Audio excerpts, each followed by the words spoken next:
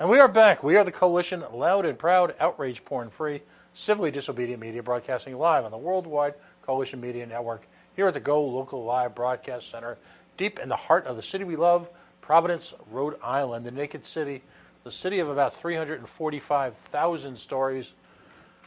And there's been a couple this week, but we're going to get right to someone else who is, I guess, part of what I'll call the Rhode Island game of whack-a-mole, because right now in cities across Rhode Island, we are facing structural challenges in education that are, quite frankly, beyond the pale. Much has been spoken about around Warwick, Rhode Island, over the last few months and the budgetary challenge they face. Providence became an international story over the past 2 weeks, with USA Today, Washington Post, Wall Street Journal, the New York Times all weighing in.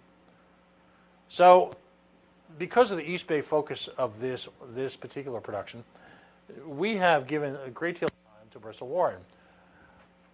Daryl Gould joined us a couple times over the last few weeks and did one particularly memorable, hectic late-night session as we brought to bear the guns of the coalition, if you will, on the Bristol Warren School District.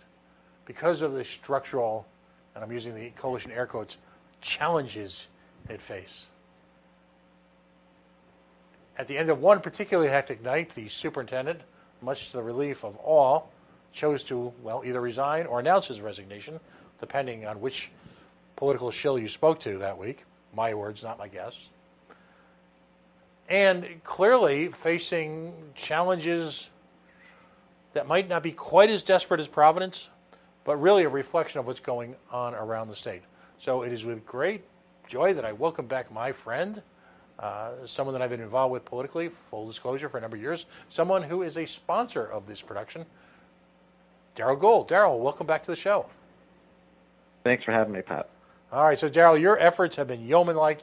You work closely with a dedicated group of people, and I want to point out that all of these folks are intimately involved in working to improve the school system. We had that late-night announcement with the then superintendent of schools resigning. We got about 10 or 15 minutes here. Kind of give us an update. What's happened since then, and what is the path forward? So, as you referenced, Pat, that Monday evening that we had attended the school committee meeting for the Bristol Warren School District, there was a surprise announcement at the end of the meeting that Dr. Mario Andrades had resigned as superintendent.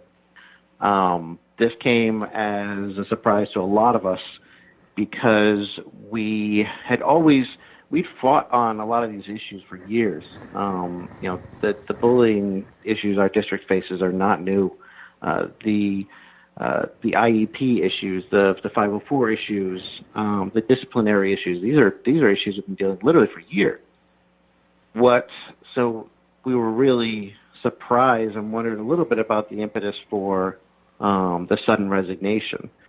My personal thoughts are, for the first time, there's been attention brought to some of the financial goings-on in the district, bidding processes, and the contractor work and sole sourcing these things, and are they actually going out to bid? So, we've always run a parent and student advocacy group. It wasn't a taxpayer advocacy group, so we never really got, other than advocating for funding for our district.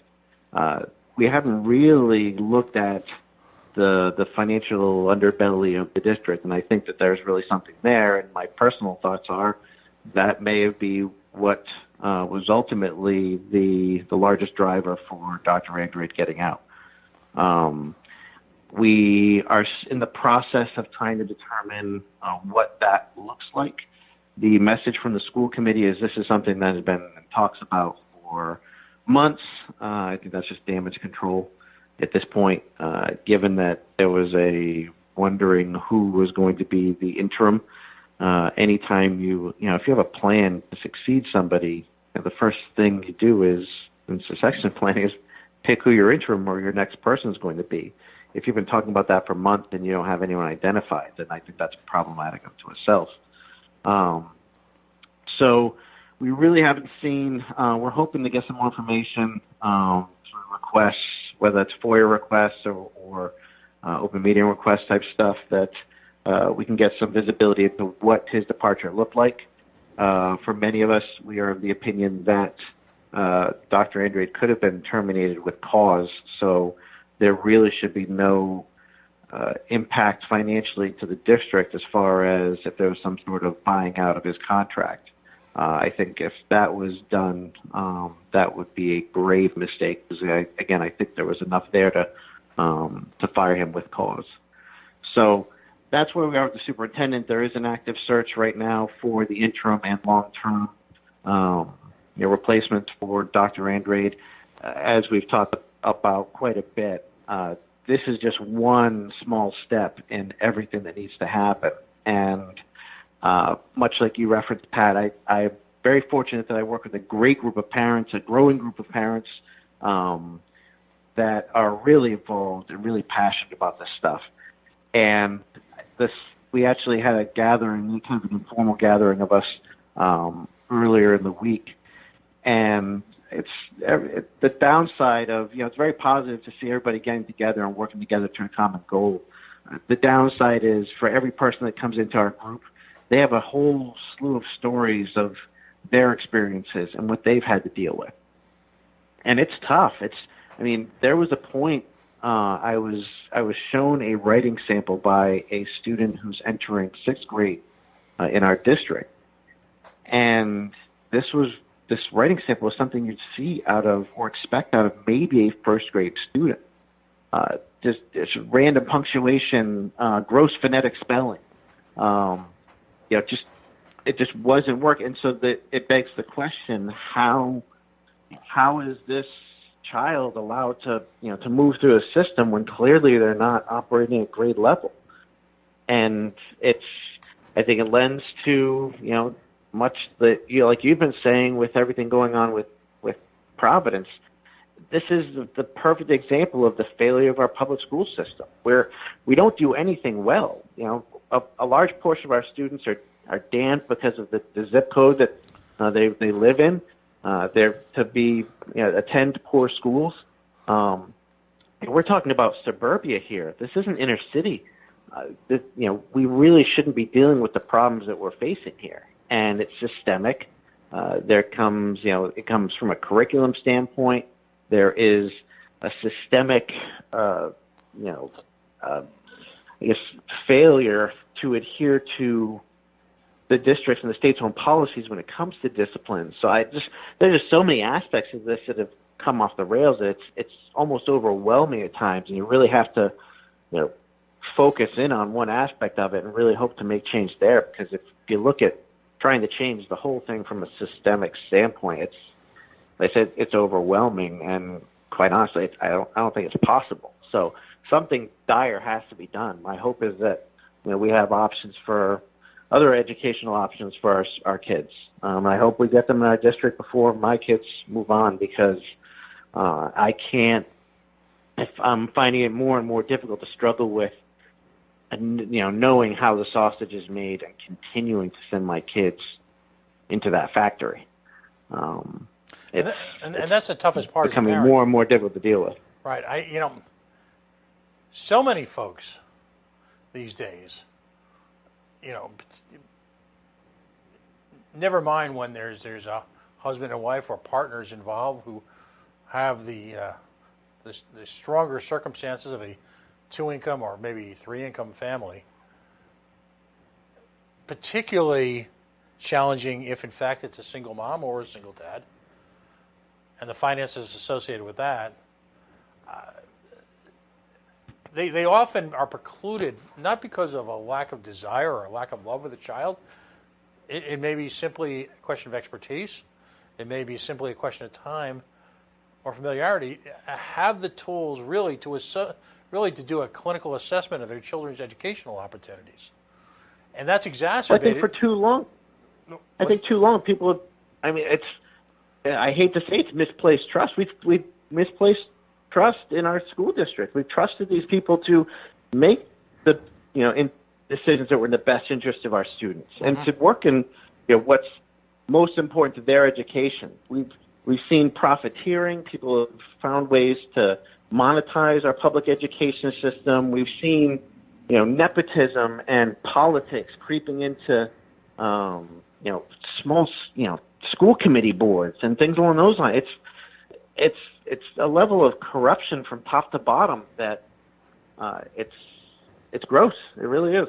Right. When you've got and it's been alleged that you've got a school system here that actively interferes and limits exposure to the IEP process and or the benefits that can be obtained from having an IEP. When you have that, even at its most superficial level, how are parents to be informed before, quite frankly, it's too late? I mean, because if you get a child to 8th, 9th, 10th grade, it may be too late. Not for lack of want, not for lack of desire, not for lack of work ethic, but simply because of the way children learn. How and then are you supposed to challenge the status quo? If the system aggressively works to prevent you from having an understanding of your options and your needs, what's the average parent to do at this point? Well, and I think, again, you look at education as a whole, and the things that we do, that there hasn't been much change in education in over 100 years. And I think one of the biggest failings of the system is kind of this channel lock system that we have with grades, where we all know kids learn different subjects, different subject matter at different rates, depending upon their interests, their educational background, their aptitude, socioeconomic factors. So to take kids and bottle them up and, like I said, use this, segmented where you're all moving in together. And so even if you excel, you rocketeer towards that next channel lock, and you have to wait for everyone else to catch up. And so it's teaching to the middle. It's such a failure of most of the students in the district. You're teaching to the middle. The kids who need the most are left behind, and the kids who excel, unfortunately, never reach their full potential because they keep on having to be told, we need to wait for everyone else to catch up to you. And I say this, as you've heard me ask this question a couple times in public environments, and I qualify this by saying I'm only aware of this because I've been blessed enough to have two children who've succeeded at a very high level academically. I'm married to a teacher, and so again, the joke is, like you said, you know how the sausage is made. Would you, if you're married to a chef, you never want to go out to eat again. I'm intimately aware of this just because of life circumstances, not because I'm certainly not smarter or faster or better than anyone. And so I say that in anticipation of a very pointed question. Are parents in Rhode Island, and I love Rhode Island, I'm here for the duration. It's a very tribal place. It's its own insulated little cocoon. As a result, do you think parents are aware of just how challenged their children are academically in anticipating the competition they're going to face? Whether it be career, college? I think because we've reached, and there's a ton of reasons behind it, but I think just at its surface, it's fairly plain to see that the demands on our times as parents these days are significantly greater than those even put on our parents, because the hyper level of expectations that come with being a parent these days. We're not chauffeurs. We can't just let our kids ride bikes down to the park. We have to supervise them at all times. So that additional burden, and the requirements that puts on families, and much like you said, especially single parent households, you just don't have time to really dig down into it. That's been complicated by the fact that a lot of parents, even those who are, willing to try and help, their elementary school students with their math homework, we don't understand. We don't deal with the common core stuff. It's counterintuitive to us. It makes no sense. We can't help our kids with this stuff. So it's some of its willingness, some of its ability. I think my hope, honestly, is for anyone who's listening, especially the people, my neighbors in Bristol and Warren, there's a lot going on in our district that people really need to pay attention to. And there's a level of, I hate to say it, corruption, really, that exists in our school district. And people are stealing from our district, and people are stealing from our children and robbing them of, we're sitting here making cuts to teachers left and right. We're throwing money at other problems. We haven't fixed anything. We're a mess.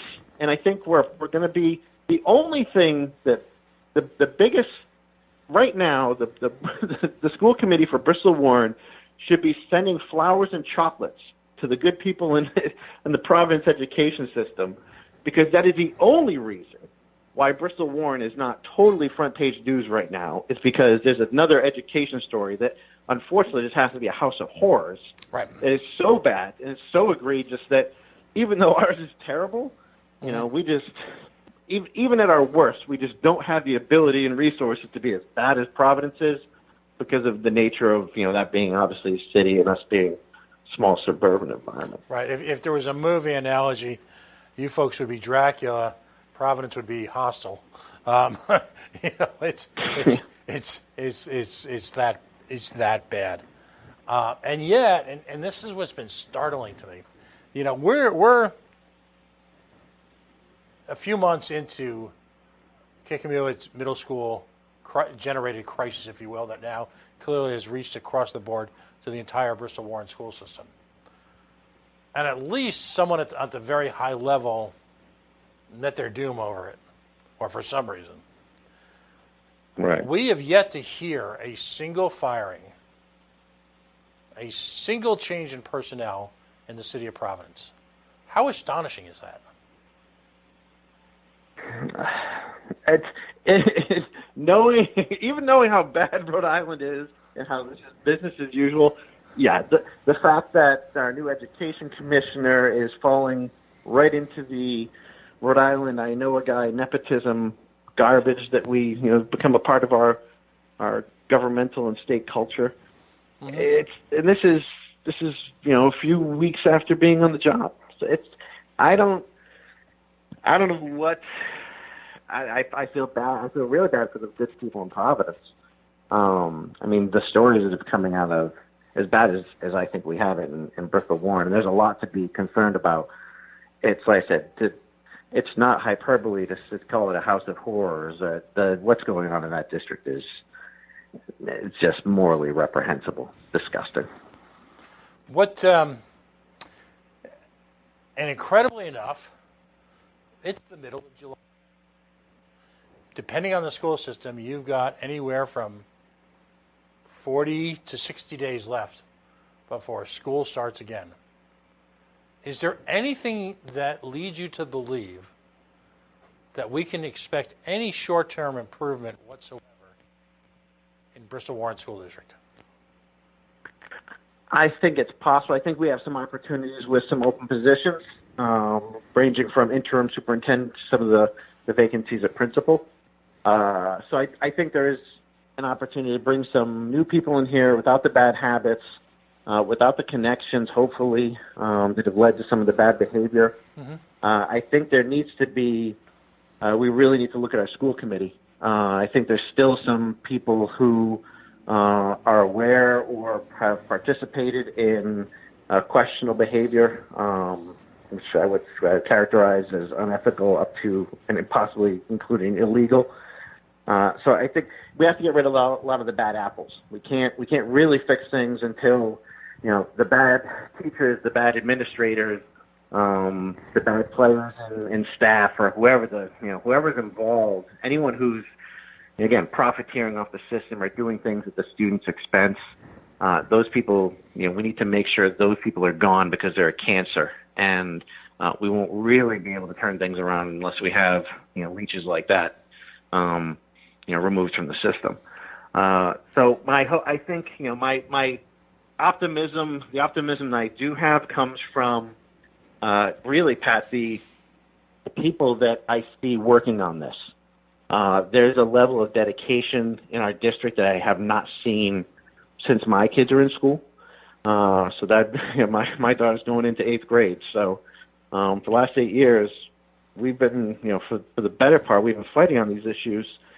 And now we're finally seeing a great group of people who's dedicated. People know their stuff. We're starting to have people who I would consider subject matter experts. And it's a real team environment, and we're all working towards the same goals, which is really, make this the best possible district and for our students and try and turn this thing around. So my optimism does come from that. We're not, we can't help but live in reality. So I can't be, all puppies and sunshines and unicorns and all that stuff about the district because there's just so much wrong. But again, I am optimistic in that we have a great group of people who span all different, parents who span all different grades in our schools and all the different schools within our district. So I think we have a great group of people moving forward, and that's where my positivity comes from. Well, I thank you for jumping in here tonight and giving us an update.